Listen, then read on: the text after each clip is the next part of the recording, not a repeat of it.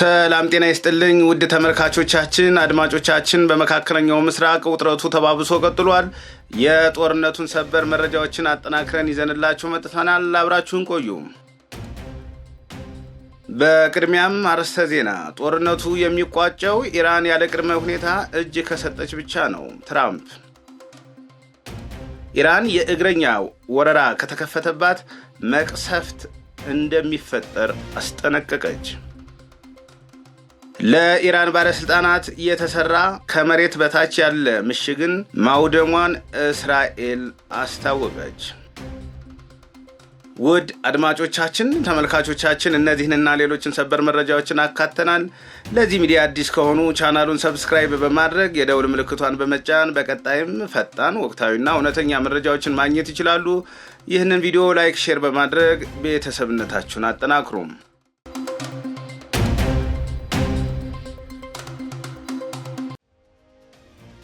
መረጃዎችን በዝርዝር እናያለን። ተመድ በአሜሪካና እስራኤል ጥቃት ምክንያት ሰላም የመስፈን እድሉን ጠባብ ነው አለ።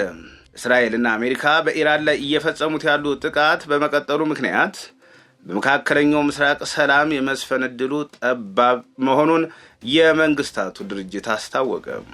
የተመድ ሰብአዊ መብቶች ኮሚሽነር ቮልከር ቱርክ በመካከለኛው ምስራቅ ለሰላም እድል ሊሰጥ ይገባል ሲሉ ጥሪ አቅርበዋል። አሜሪካና እስራኤል ኢራን ላይ የከፈቱት ጦርነት ዛሬ አርብ 7ኛ ቀኑን የያዘ ሲሆን ኮሚሽነሩ ተፋላሚ ኃይሎች ሰላም እንዲያወርዱ አሳስበዋል። የፈረንሳይ ዜና ወኪል ኤኤፍፒ እንደዘገበው ኮሚሽነሩ ለጋዜጠኞች በሰጡት መግለጫ ይህንን እሳት ለማጥፋት ዓለም እርምጃዎችን መውሰድ አለበት። አሁን እያየን ያለነው ነገሮችን ማቀጣጠል፣ ማጋጋል፣ ማፈንዳት፣ ማውደምና መግደል ነው ብለዋል።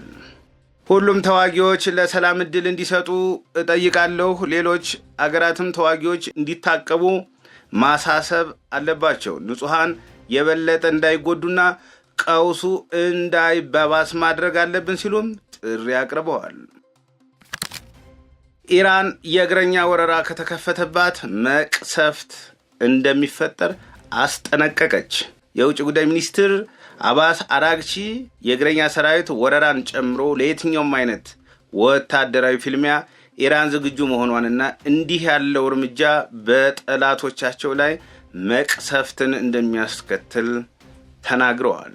ሚኒስትሩ ከኤቢሲ ኒውስ ቴሌቪዥን ጋር ባደረጉት ቃለ ምልልስ ላይ የሀገራቸው ጦር ኃይሎች የትኛውንም አይነት ከአሜሪካና ከእስራኤል የሚሰነዘር ጥቃት ለመጋፈጥ ዝግጁ መሆናቸውንም ገልጸዋል። የእግረኛ ሰራዊት ወረራን ጨምሮ ለየትኛውም አይነት ጥቃት ዝግጁ ነን በማለት እየጠበቅናቸው ነው።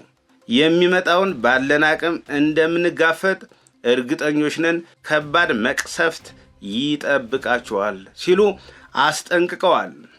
ከዚህ በፊት 2 ጊዜ ድርድር መቀመጣቸውን ያነሱት አራግቺ 2 ጊዜ ድርድር ላይ ያለን ጥቃት ፈጽመውብናል ብለው ከአሜሪካና ከእስራኤል ጋር የተኩስ አቁም ስምምነት ለመድረስ ኢራን ፍላጎት እንደሌላት አስረግጣ ተናግራለች። የውጭ ጉዳይ ሚኒስተሩ ጨምረውም በአሁኑ ወቅት ኢራን ከፍተኛ የነዳጅ ምርት የሚተላለፍበትን የሆርሙዝ ሰርጥን የመዝጋት ፍላጎት እንደሌላት፣ ነገር ግን ጦርነቱ የሚባባስ ከሆነ እርምጃውን ከመውሰድ እንደማትቆጠብ ጠቁመዋል። አንዳንድ አገራት ለማደራደር ጥረት ጀምረዋል። የኢራን ፕሬዝዳንት ማሱድ ፔዜሽኪያን አገራቸውና አሜሪካን አንዳንድ አገራት ለማደራደር ጥረት ጀምረዋል ሲሉ ተናግረዋል። ፕሬዝዳንቱ የትኞቹ አገራት ለድርድር ጥረት እያደረጉ እንደሆነ ግን በይፋ አልተናገሩም። በማህበራዊ ሚዲያ ገጻቸው ባሰፈሩት ጽሑፍ አንዳንድ አገራት ለማደራደር ጥረት ጀምረዋል፣ በቀጠናው ዘላቂ ሰላም እንዲሰፍን ቁርጠኛ መሆናቸውን ግልጽ መሆን አለበት። ሆኖም ግን የሀገራችንን ክብርና ሉዓላዊነት ከማስከበር ወደ ኋላ አንልም ብለዋል። አሜሪካና እስራኤል በኢራን ላይ የከፈቱት ጦርነት 7ኛ ቀኑን የያዘ ሲሆን ቴህራን በባህረ ሰላጤው ሀገራት በሚገኙ የአሜሪካ ወታደራዊ ሰፈሮችና በእስራኤል ላይ ያጻፋ ጥቃት መፈጸሟን ቀጥላለች። የአገሪቱ ፕሬዝዳንት በበኩላቸው የድርድር ትኩረት መሆን ያለባቸው የኢራን ህዝብ የናቁና ይህንን ግጭት ያስነሱት አካላት ላይ ነው ብለዋል። የኢራን የውጭ ጉዳይ ሚኒስትር አባስ አራግቺ ከኤቢሲ ኒውስ ቴሌቪዥን ጋር ባደረጉት ቃለ ምልልስ የእግረኛ ሰራዊት ወረራን ጨምሮ ለየትኛውም አይነት ወታደራዊ ፍልሚያ ዝግጁ ነን ማለታቸው አይዘነጋም። ለኢራን ባለስልጣናት የተሰራ ከመሬት በታች ያለ ምሽግን ማውደሟን እስራኤል አስታወቀች። የቀድሞው የኢራን ጠቅላይ መሪ አያቶላህ አሊ ኻሜኒ ጥቃት በሚፈጸም ጊዜ ይጠለሉበታል ተብሎ የተሰራ ነው የተባለን ከመሬት በታች ያለ ምሽግን ማውደሙን የእስራኤል ጦር አስታወቀ። በከፍተኛ ሁኔታ ለደህንነት ጥበቃ አመቺ እንዲሆን ተሰርቷል የተባለውን ከጥቃት የሚከላከለውን ምሽግ ለማውደም 50 የአየር ኃይል ተዋጊ ጄቶች መሳተፋቸውን የእስራኤል መከላከያ ኃይል ገልጿል። ጨምሮም ይህ ለሟች የኢራን ጠቅላይ መሪ በአደጋ ጊዜ ደህንነቱ የተጠበቀ የእዝ ማዕከል ሆኗል ተብሎ ወደ ታሰበው ምሽግ ከመዘዋወራቸው በፊት ተደምስሰዋል ብሏል። ምሽጉ በቴህራን ማዕከላዊ ክፍል ውስጥ ካሉ በርካታ ጎዳናዎች ጋር የተሳሰረ መሆኑንና የኢራን ከፍተኛ ባለስልጣናትም ይጠቀሙበታል ተብሎ እንደነበር የእስራኤል ጦር አስታውቋል።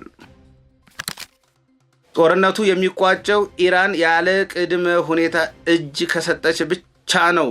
ትራምፕ የአሜሪካው ፕሬዝዳንት ዶናልድ ትራምፕ ከኢራን ጋር ስምምነት ላይ የሚደረስበት እድል እንደሌለ ገልጸው ጦርነቱ የሚቋጨው ኢራን ያለ ምንም ቅድመ ሁኔታ እጅ ከሰጠች ብቻ እንደሆነ ተናገሩ።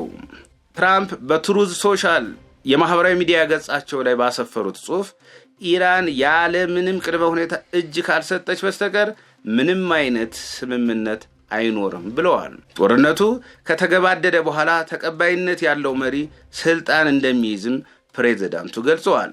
አሜሪካና አጋሮቿ ኢራንን ከውድቀት ለመታደግ ያለ መታከት እንደሚሰሩ ትራምፕ ተናግረዋል። የኢራን ምጣኔ ሀብት ከመቼውም ጊዜ በላይ ያንሰራራል ሲሉም አክለዋል። ፕሬዝዳንቱ ኢራንን ወደ ታላቅነቷ እንመልሳት፣ የወደፊት ዕጣ ፈንታዋ ብሩህ ነው በማለትም ተናግረዋል። ቀደም ሲል የኢራኑ ፕሬዝዳንት ማሱድ ፔዜሽኪያን አገራቸውና አሜሪካንን አንዳንድ አገራት ለማደራደር ጥረት ጀምረዋል ብለዋል። ፕሬዝዳንቱ የትኞቹ አገራት ለድርድር ጥረት እያደረጉ እንደሆነ ግን በይፋ አልተናገሩም።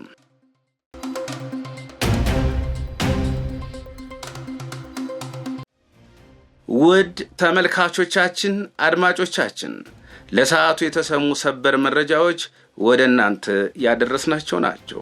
በሌላ መረጃ እስከምንገናኝ ቸር ቆዩልን። ሰላም ለዓለማችን ይሁን። ሰላም።